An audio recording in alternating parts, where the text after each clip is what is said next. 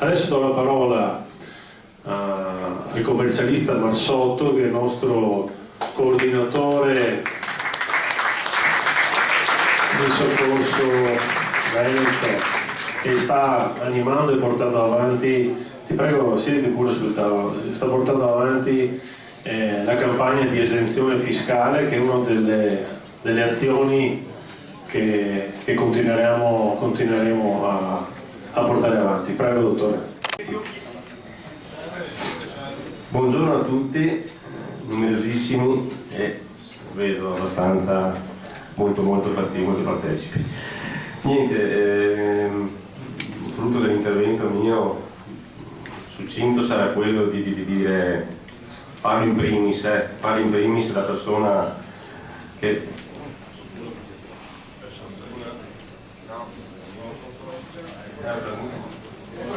per fortuna o sfortuna opera in questo campo, e dico la verità, basta questo sistema, insomma, di immondizia fiscale, tributaria, basta questo sistema di burocrazia della quale non se ne può più. Parlavo con dei colleghi così l'altro giorno telefonicamente, ci si sente così per dei consigli, per scambiare due chiacchiere e basta, cioè qui signori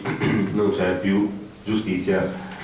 tributaria, è un termine che è sparito ormai da mesi, non si sa cosa sia, le aziende chiudono non solo per crisi economica ma perché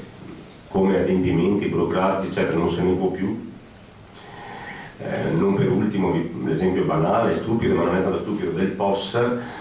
che vedo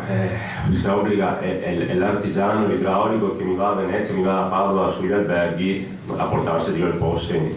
sulla cassetta di attrezzi. Lo vedo un po' ridicolo, vedo che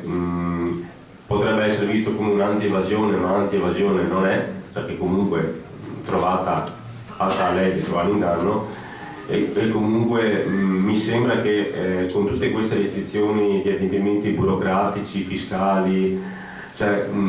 l'evasione forse sia quasi una sorta di sfida, no? Più mi obblighi, più mi messi, più vedrai che faccio il furbo e più evado. Tant'è che tutti questi strumenti, redditometro, studi di settore, anni fa non c'erano, e chissà perché adesso che sono stati introdotti l'evasione aumenta. È come dire, più controlli ti metto, più sembra quasi una funzione effetto boomerang, cioè un risultato inverso. Più ti controllo e più ti verso, più ti faccio lo 007, più l'evasione aumenta, quindi non serve a nessuno. La tassazione è arrivata non al 68,3 come testi seri dicono, ma credetemi sfonda il tetto dell'80% perché c'è anche l'imposizione diretta. Ho avuto alcuni casi professionali che tocca il 103-105%, vuol dire che un imprenditore, chi esso sia, lavora per rimetterci il 5%. Penso così non si possa più andare avanti. Siamo arrivati in una situazione di cartelle Equitalia, dico cartelle Equitalia per dire notificate senza alcun crisma, cartelle pazze. Sull'Italia Oggi di qualche 15 giorni fa le lettere delle 20.000 lettere che sono arrivate per il redditometro, no? Che controllano se ti acquisti l'auto, se ti acquisti la casa, se hai una polizza vita, cioè se hai uno sforamento, hai un tenore di vita che sovrasta le tue capacità reddituali, quindi mi spendi 100 e dichiari 40, sei accettabile. Bene, di queste il 50% di queste lettere erano inesatte, sono tutte da rifare.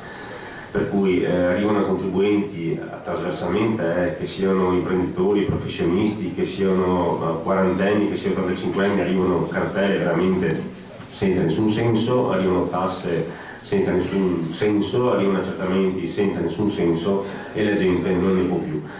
Io dico una cosa e mando un appello ai miei colleghi, a coloro che vorranno accoglierlo e vorranno sposare la causa. È stato anche postato, se avete letto, un articolo su plebiscito.eu. Io reputo che i colleghi e coloro che operano nel mondo professionale abbiano un ruolo determinante, fondamentale per dare una svolta epocale alla nostra situazione così, io dico italiana adesso, poi veneta ridotta quasi al baratro e allo sceno, che è censurabile. Dico che noi stabiliamo quel trade union, quel collante tra il contribuente, il cittadino e lo Stato centrale. Dico che se noi che siamo in mezzo, vedete, paragono il collega, paragono il ruolo del consulente fiscale, del commercialista, come alla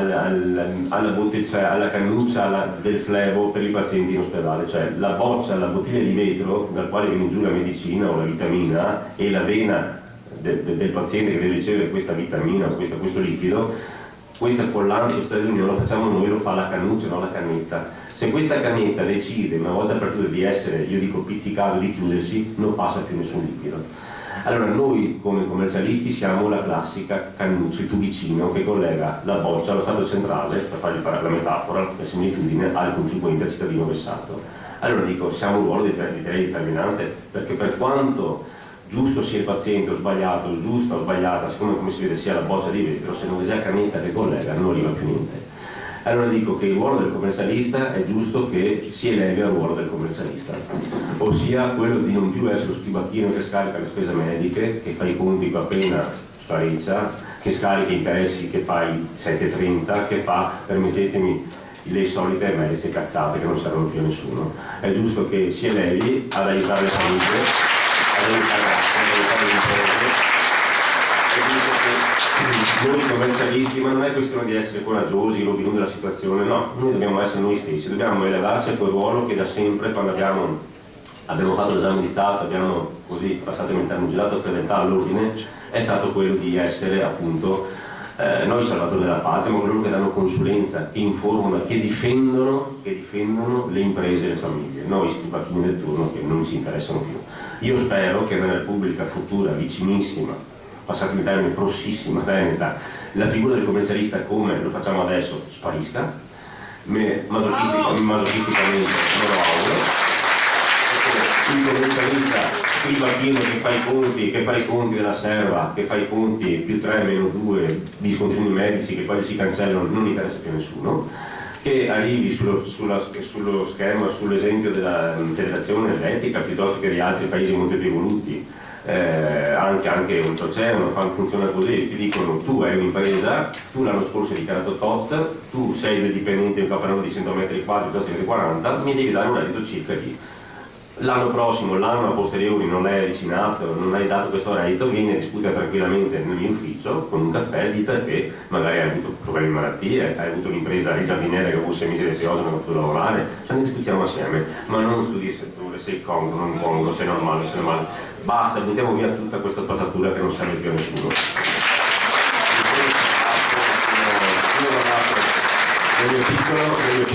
Nel mio piccolo sono 20 anni che faccio questo lavoro, cioè può essere niente tanto, ma credetemi, disinnamorato del mio lavoro come adesso non lo sono mai stato. Non mi piace più lavorare in questo Stato, non mi piace più fare il servo di uno Stato italiano che vessa e porta al suicidio, perché vedete, secondo me lo Stato, e dico e ripeto senza paura di essere smentito in questa sala, lo Stato non è meno colpevole di uno che uccide e che stupra, perché lo Stato con i 580 CP, lo Stato e hanno aperto dei comitati, 11 avvocati di cui c'è anche, si può fare il nome pubblico, l'avvocato Carlo Tormina, tanto per fare un nome altisonante, fa parte di un comitato che si chiama Comitato 580 CP, e il 580 CP è il cosiddetto istigazione al suicidio, perché lo Stato, Equitalia e tutta la sua alimentazione porta ad una marea di suicidi. Il decreto del fare a me è importante, ma non serviva che ci dessero il contentino per Equitalia che dopo 1500 suicidi, va bene, hanno detto che la casa per dire non sia più pignorabile. Servivano 1500 vittime, è una cosa inaudita, gravissima, oscena, di cui è giusto ed è tempo e ora che le istituzioni italiane ampiamente se ne vergognino. Detto ciò, io dico da commercialista, fiscalista, spero di una fiorente, prospera e serena Repubblica Veneta, non più commercialisti dello Stato italiano. Io mi auguro vivamente che le cose, debbano cambiare, però per far ciò vi faccio un ulteriore, non ce ne fosse bisogno, vi sarete anche stancati di sentire i miei appelli o di persona o sul blog, appello. Buttiamo via questo sentimento, questa paura che si ha, se obietto fiscalmente, se non pago più tasse, cosa mi succede, mi porta via tutto, e esorto, non saranno qui presenti in sala o chi sarà presente o chi ci potrà sentire, ai commercialisti, miei colleghi, esorto di fare